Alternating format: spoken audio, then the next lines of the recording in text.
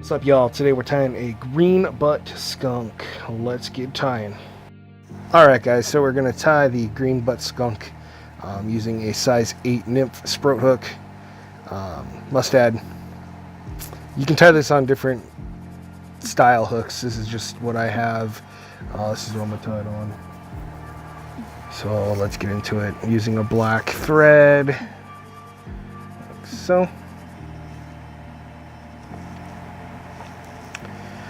And you're going to start the thread and work it down to the curve of the hook. Now, this fly, I've got quite a few awesome memories with this fly. I've been fishing this fly ever since I started fly fishing here in the Rogue River, and one of the memories that pops out is right before I joined the Marine Corps. My brother and I went on one last fishing trip to go catch some steelhead, and we were throwing these and we were catching trout left and right on this fly, both the green butt and the red butt skunk. It's a great fly to have in your arsenal, and it will always have a place in my fly box for sure. But anyway, go ahead and tie in a red tail. I'm using red egg yarn, and you can basically use whatever you want red. I've seen guys use feathers, feather barbs that are red, either off hackle, schlappen. I've seen guys use red marabou. I've seen guys use the yarn like this. So whatever red. Next is going to be the green butt of the green butt skunk. I'm using a chartreuse antron dubbing. Go ahead and start just like a medium-sized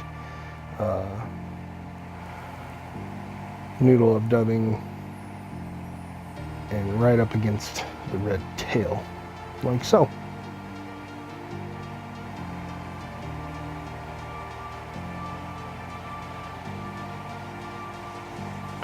It was kind of going everywhere. It's okay. It is gonna work. I just want to trim that little bit off that didn't want to cooperate. Just like that. Pull it down. Pull it off the thread. Next is going to be the little tail wing flap tip thing. I don't know what it is. It's almost like part of the wing, but it's in the back of the fly. And I'm using, I believe this is a mallard flank feather. And what you want to do is you want to find a good section of barbs. Kind of pull them down, pinch them, pull them off, strip them off of there. Make sure you don't get any of that fuzz, and then line them up like so. It's okay if you drop a few, as long as you got enough of the fly. And then you want to put that right about.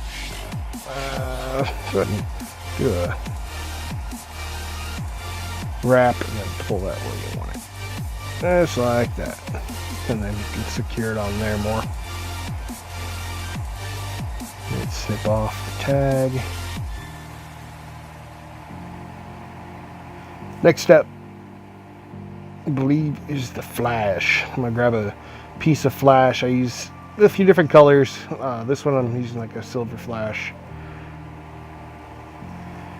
And this is going to be used, I'm using this as the ribbing. You could use mylar tinsel, you could even use wire, pretty much whatever you want. This is just my version of the red, or the green butt skunk. There is a red butt skunk version too, there's just no green. I also have green egg yarn that I've tied the butt, the green butt. Works pretty good as well. But next, taking some black antron dubbing. Get that ribbing material out of your way. And then I put a little bit of dubbing on there.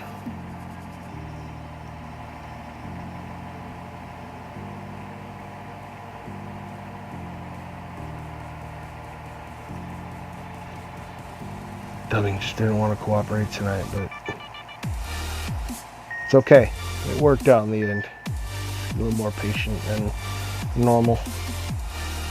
Wrap that on there. even wraps up the fly,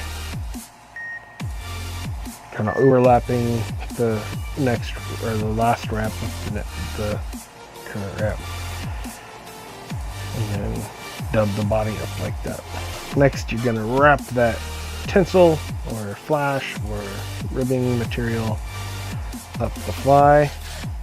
Try to keep it even, tight, kind of close together. I don't know why my tongue's sticking out.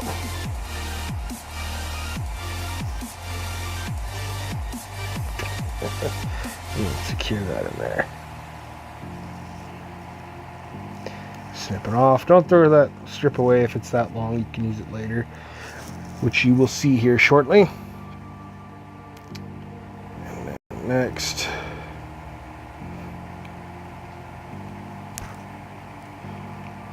is the deer hair, or elk hair, moose hair, any kind of hair. I'm using a dark hair.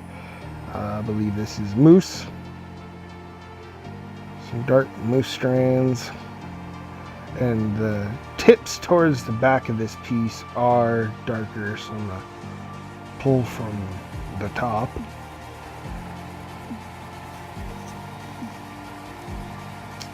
Like so. And I threw them in my stacker, but God, today was just so frustrating. Like, nothing was going right. I almost didn't put a video up tonight, but told you guys I would. So here you go. But if something could go wrong tonight while tying flies, it did. I don't know why. I went to pull it out and it didn't stay in the stacker. It stayed in the bottom, which is fine. It was also even, as you can see here. I pulled off the loose strands. And honestly, you don't really have to stack this piece, but it helps. Attach that on there, like so. Wrapping tighter and tighter as you go. Now, ideally, you want to use black, but I ran out of black hair, so I'm using dark brown. And wrap that on there just to secure it pretty nice. And then the next step is you want to grab more of that flash. I set it up in there.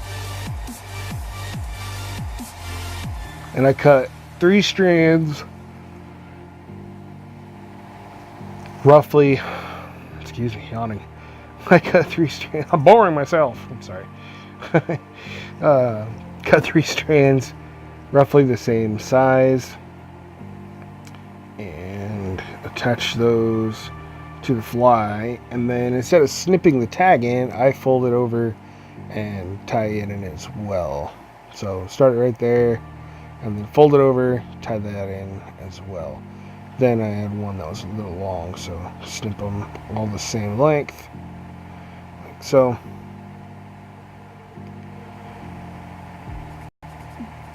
You're almost done. Getting a small tip of grizzly hackle. Strip off some of the fibers at the end so the quill is sticking out.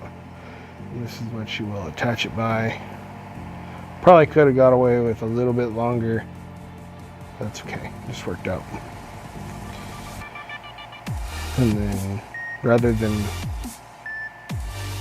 using my hackle pliers, which I end up using anyways, I just started trying to wrap it by hand. But this is such a small piece of hackle, it just wasn't cooperating, so I quickly got my hackle pliers out. There. And started my wraps. Now, every time I pass around, I'm trying to make sure that they're all facing the same direction.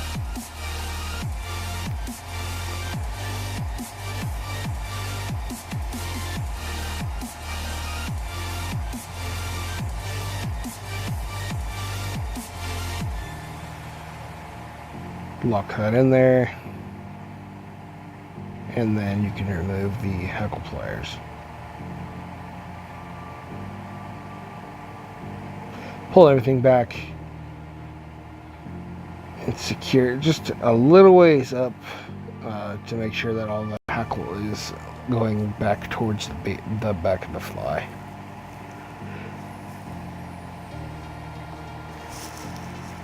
Couple whip finishes.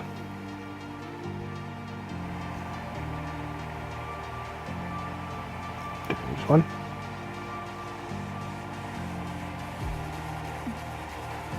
Oh. I noticed I had some hackles sticking out like normal do. Wrap that up, cover it a little better. Another whip finish.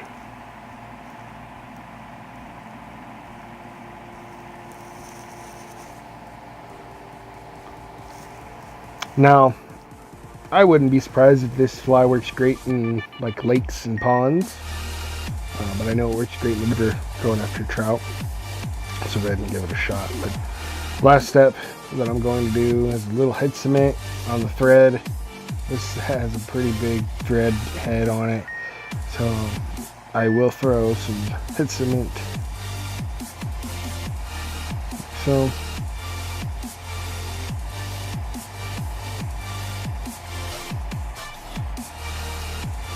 I thought it would just soak right into the thread, and it kind of did a little bit, but let's give it a little help with the end of the whip finish tool.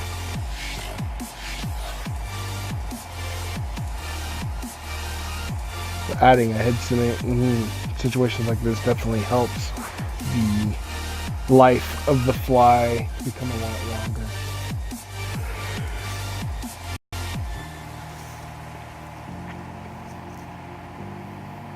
And then you can find an old feather and run that through the eye to make sure it doesn't seal shut. And strip off a couple of the fibers off there and then run it down through the eye. And it'll soak up any head cement that has gotten in the eye of the hook. Boom. And that's it. It's a green butt skunk. There you go.